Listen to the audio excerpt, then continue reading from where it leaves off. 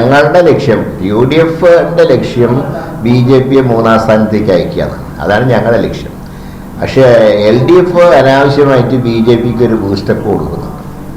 അതാണ് ചില LDF നേതാക്കന്മാരുടെ സ്റ്റേറ്റ്മെൻറ്റ്. ഞങ്ങളും BJP ആയിട്ടാണ് മത്സരം. അങ്ങനെ ഒരു മത്സരം കേരളത്തിലില്ല.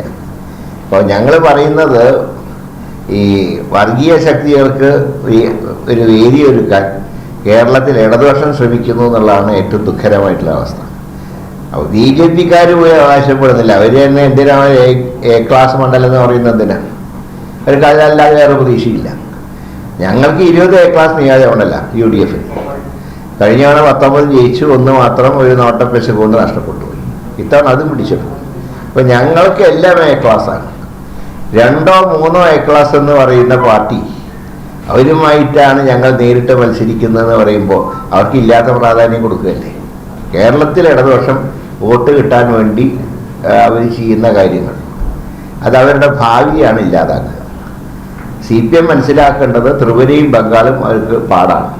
പക്ഷെ അത് കണ്ടിട്ട് കേരളത്തിലെ CPM പഠിക്കുന്നില്ല. അതാണ് ഏറ്റവും ദുഃഖകരമായിട്ടുള്ള കാര്യം.